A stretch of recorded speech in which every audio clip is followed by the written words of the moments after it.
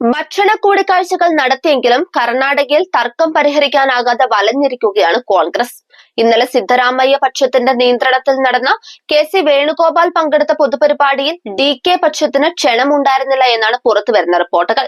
മുഖ്യമന്ത്രിയായി തുടരാൻ അനുവദിക്കണമെന്ന് സിദ്ധരാമയ്യ കൂടിക്കാഴ്ചയിൽ വേണുഗോപാലിനോട് ആവശ്യപ്പെട്ടുവെന്നാണ് സൂചന. അതേസമയം ഡൽഹിയിലുള്ള ഡി.കെ. ശിവകുമാർ ഇന്ന് കർണാടകയിൽ മടങ്ങിയെത്തും. ഡൽഹിയിൽ ഉണ്ടായിരുന്നെങ്കിലും ഡി.കെ. കോൺഗ്രസ് നേതാക്കളുമായി കൂടിക്കാഴ്ച നടത്തിയില്ല.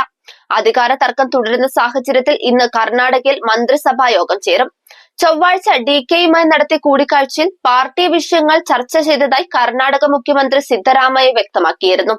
ഡി.കെ. ശിവകുമാർ ക്ഷണിച്ചതനുസരിച്ച് ഉപമുഖ്യമന്ത്രി ഡി.കെ. ശിവകുമാറിന്റെ വീട്ടിലെത്തിയാണ് മുഖ്യമന്ത്രി സിദ്ധരാമയ്യ പ്രഭാത ഭക്ഷണ കൂടിക്കാഴ്ച നടത്തിയത്. ഇത് രണ്ടാം ഘട്ട കൂടിക്കാഴ്ചയാണ്. മന്ത്രിസഭ പുനഃസംഘടന ഹൈക്കമാൻഡ് നിർദ്ദേശത്തെ കൂടി പരിഗണിച്ചാണെന്നും ഡി.കെയും താനും ഒറ്റക്കെട്ടാണെന്നും വ്യക്തമാക്കിയ മുഖ്യമന്ത്രി മറിച്ചുള്ള പ്രചാരണങ്ങൾ തെറ്റാണെന്നും പറഞ്ഞു. ഇന്നലെ മംഗളൂരുവിൽ നടന്ന കർണാടക കോൺഗ്രസ് അധികാര തർക്കം നാടകീയമായ ഒരു ശക്തി പ്രകടനത്തിലേക്ക് മാറി. ഉപമുഖ്യമന്ത്രി ഡി.കെ. ശിവകുമാറിന്റെ അനുയായികൾ വൻതോതിൽ ഒത്തുകൂടി അദ്ദേഹത്തെ അടുത്ത മുഖ്യമന്ത്രിയാക്കണമെന്ന് ആവശ്യപ്പെട്ട് മുദ്രാവാക്യം വിളിച്ചു. മംഗലാപുരം വിമാനത്താവളത്തിൽ അന്നത്തെ പരിപാടികൾക്കായി നഗരത്തിലെത്തിയ കെ.സി. വേണുഗോപാലിന് മുന്നിലാണ് ഹൈ വോൾട്ടേജ് രംഗം അരങ്ങേറിയത്. വേണുഗോപാലിന്റെ കാർ വളഞ്ഞ അനുയായികൾ ഡി.കെ എന്ന് വിളിച്ച് മുദ്രാവാക്യം വിളിച്ചും പാർട്ടി നേതൃത്വം ശിവകുമാറിനെ ഉയർത്തിക്കൊണ്ടുവരണമെന്ന് ആവശ്യപ്പെട്ട് പ്രതിഷേധിച്ചു. മുൻപ് വന്ന റിപ്പോർട്ടുകൾ പ്രകാരം കർണാടകയിലെ അധികാര തർക്കം ഒഴിയുന്നുവെന്ന സൂചനകളാണ് പുറത്തുവന്നത്.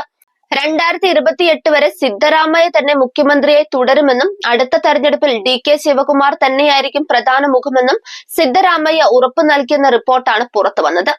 സിദ്ധരാമയ്യയ്ക്ക് കാലാവധി പൂർത്തിയാക്കാൻ ഡി.കെ. ശിവകുമാർ സമ്മതിച്ചതായാണ് എ.ഐ.സി.സി വൃത്തങ്ങൾ അറിയിച്ചത്.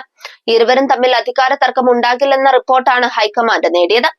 എം.എൽ.എമാരോട് സംസാരിച്ച് സിദ്ധരാമയ്യയ്ക്ക് തന്നെയാണ് പിന്തുണയെന്ന് ഹൈക്കമാൻഡ് ഉറപ്പിക്കുകയും ചെയ്തു. ശിവകുമാറിനെയും ധരിപ്പിച്ചു. ഇതോടെയാണ് ശിവകുമാർ മയഞ്ഞത്. കർണാടകയിലെ മന്ത്രിസഭ രൂപീകരണ സമയത്ത് ആദ്യ 2.5 വർഷം സിദ്ധരാമയ്യയും പിന്നീടുള്ള 2.5 വർഷം ഡി.കെ. ശിവകുമാറും മുഖ്യമന്ത്രിയാകുമെന്നായിരുന്നു ധാരണ. എന്നാൽ 2.5 വർഷമായിട്ടും സിദ്ധരാമയ്യ മുഖ്യമന്ത്രി സ്ഥാനത്ത് തുടരുന്നതിൽ ഡി.കെയെ അനുകൂലിക്കുന്ന എം.എൽ.എമാരും അതൃപ്തരായിരുന്നു. അധികാര കൈമാറ്റ ചർച്ചകളിൽ കർണാടക കോൺഗ്രസിൽ തർക്കം രൂക്ഷമായതിനിടെയാണ് ഹൈക്കമാൻഡിന്റെ നിർദ്ദേശപ്രകാരം ശിവകുമാറും സിദ്ധരാമയ്യയും പ്രാതൽ ചർച്ച നടത്തിയത്. അടുത്ത മാസം 8-ന് തുടങ്ങുന്ന കർണാടക നിയമസഭയുടെ ശീതകാല സമ്മേളനം പൂർത്തിയാകും വരെ മുഖ്യമന്ത്രി പദവി കൈമാറ്റവുമായി ബന്ധപ്പെട്ട ചർച്ചകളോ പരസ്യമായ അഭിപ്രായ പ്രകടനങ്ങളോ ഉണ്ടാകില്ലെന്ന ഉറപ്പോടെയാണ് ചർച്ച അവസാനിപ്പിച്ചത്. മുഖ്യമന്ത്രി സിദ്ധരാമയ്യയുടെ ഔദ്യോഗിക വസതിയിലാണ് 40 മിനിറ്റോളം നീണ്ടുനിന്ന ഈ ചർച്ച നടന്നത്.